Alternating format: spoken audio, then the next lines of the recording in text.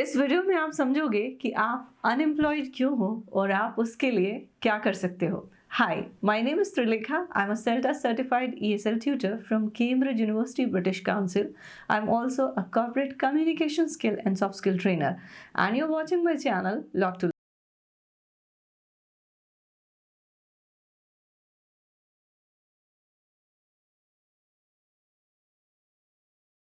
होने का सबसे बड़ा रीज़न लोग इंग्लिश को ना आना मानते हैं, जो काफ़ी हद तक सही है पर पूरी तरह सही नहीं है।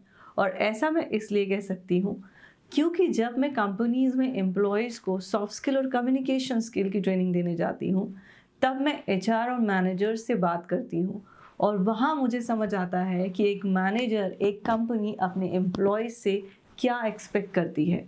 तो आज मैं इस वीडियो में उन्हीं रीजंस के बारे में बात करूंगी कि कहाँ आप लैग करते हो और उसके लिए आप क्या कर सकते हो। इस वीडियो को एंड तक देखिएगा क्योंकि इसमें एंड में हम एक छोटी सी एक्सरसाइज करेंगे जिससे आप पर्सनली अपने अनएम्प्लॉयड होने का रीज़न फाइंड आउट कर सकोगे। जैसा कि मैंने अभी अभी कहा कि इंग्लिश ही सब कुछ नहीं होती। ऐसा मैंने क्यों कहा, इसे मैं एक छोटे से एग्जाम्पल से समझाती हूँ। अभी हाल ही में मैंने अपनी ऑनलाइन इंग्लिश एकेडमी और यूट्यूब चैनल के लिए इंटरव्यूज़ लिए।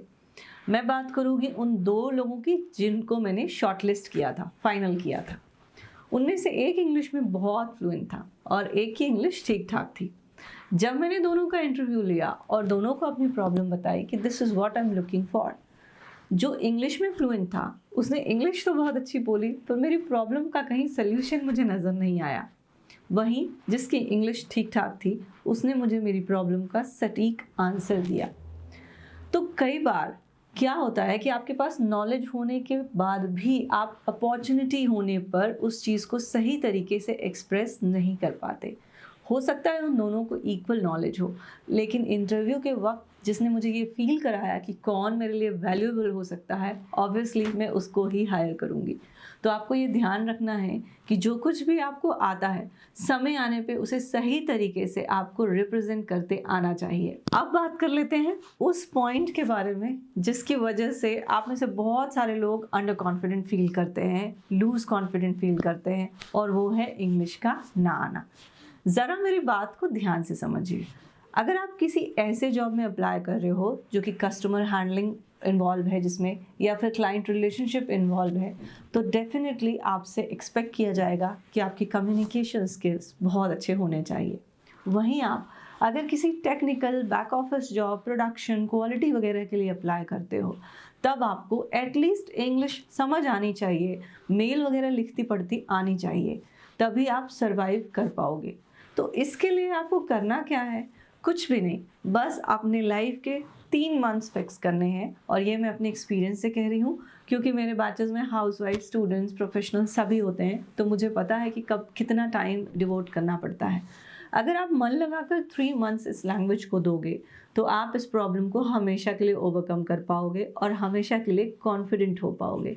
तो सोचना क्या है, फटाफट इस लैंग्वेज को सीखो और इस चीज़ को अपना कॉन्फिडेंस कम करने का रीज़न मत बनने दो। एक और कॉमन रीज़न जो मैंने 25-26 ईयर ओल्ड जो यूथ है उसमें देखा है, जॉब के बारे में जब मैं उनसे बात करती हूँ तो उनके दिमाग में एक फिक्स एक्सपेक्टेशन है, एक रिजिडिटी है कि मैं इस ही पैकेज पे और इस ही प्रोफाइल पे जाऊंगा, वरना मैं जॉबलेस होकर बैठा रहूँगा। आपको ये बात समझनी पड़ेगी कि अपनी नॉलेज, अपनी वैल्यू, अपनी जो डिग्री है इसकी वैल्यू करना अच्छी बात है, लेकिन जब हम बिगिनिंग फेज में होते हैं, जब हम शुरुआत कर रहे होते हैं, उस वक्त रिजिड होना अच्छी बात नहीं है। उस वक्त हमें अपने लर्निंग प्रोसेस को इम्पोर्टेंस देनी चाहिए, ना कि पैसे या फिर किसी और चीज़ को। एक बार जब आप धीरे धीरे लर्न करके बिगिनर वाली फेज से हटोगे तो वो फेज भी आएगा जहाँ पर आप स्ट्रांगली अपने लिए डिमांड कर पाओगे अपने मन का जॉब, अपने मन की सैलरी। तो आपको थोड़ा इसके लिए पेशेंस रखना होगा। अगर आप सिर्फ डिग्री के भरोसे बैठोगे तो ट्रस्ट मी, आपको जॉब नहीं मिलेगी, और अगर मिल भी गई तो आप वहाँ सर्वाइव नहीं कर पाओगे। कंपनीज मुझ जैसे लोगों पे इतना खर्चा इसीलिए करती हैं ताकि वो अपने एम्प्लॉयज़ को सॉफ्ट स्किल की ट्रेनिंग दे सकें। इसका मतलब आज के रियल वर्ल्ड में सॉफ्ट स्किल की बहुत इंपॉर्टेंस है। सिर्फ आपकी डिग्री आपको जॉब नहीं दिला सकती। सॉफ्ट स्किल्स जैसे कि flexibility, time management, team management, problem solving, इन सब की रियल वर्ल्ड में बहुत ज़रूरत पड़ती है और एक एम्प्लॉयर अपने एम्प्लॉय से ये सारी क्वालिटीज़ एक्सपेक्ट करता है। तो इसके लिए आपको क्या करना चाहिए? इसके लिए आपको छोटे मोटे प्रोजेक्ट्स करने चाहिए जहाँ पे टीम मैनेजमेंट या फिर टीम लीडिंग वगैरह इन्वॉल्व हो। पर्सनालिटी डेवलपमेंट क्लासेस लो, लोगों के साथ एडजस्ट करना सीखो, अपने इंटरपर्सनल स्किल्स को इम्प्रूव करो और डेफिनेटली आप एक एसेट साबित होगे किसी भी एम्प्लॉयर के लिए। Are you still in your college days? Trust me, ये भी एक रीज़न हो सकता है आपके अनएम्प्लॉयड या फिर जॉबलेस होने का। कोई भी एम्प्लॉयर अपनी कंपनी के लिए एक मैच्योर एम्प्लॉय प्रेफर करेगा, ना कि एक छोटा बच्चा जो हर वक्त बड़बड़ करता रहे, अननेसेसरली स्माइल करता रहे, कैजुअल एटीट्यूड के साथ रहे।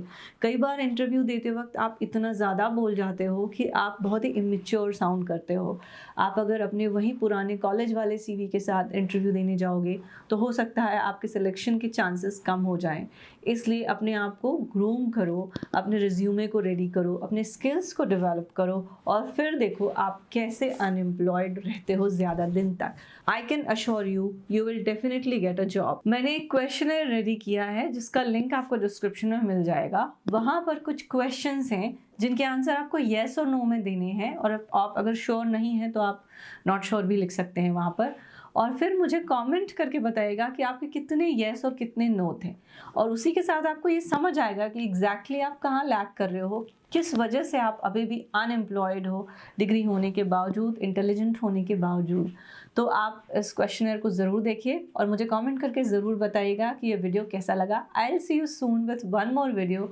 अगर आप नए हैं तो प्लीज़ मेरे चैनल को सब्सक्राइब कीजिए और बेल आइकन ज़रूर प्रेस कीजिए। अपने सब्सक्राइबर्स को मैं ये कहना चाहूँगी कि from now onwards I will be consistent. बीच में मैं काफ़ी इनकंसिस्टेंट थी और आपको उसका रीज़न भी पता है क्योंकि हाल ही में मैंने अकेडमी लॉन्च की है अपनी ऑनलाइन, तो उन सब वजहों से मैं बिज़ी थी। But now I will be consistent. Thank you so much for watching me.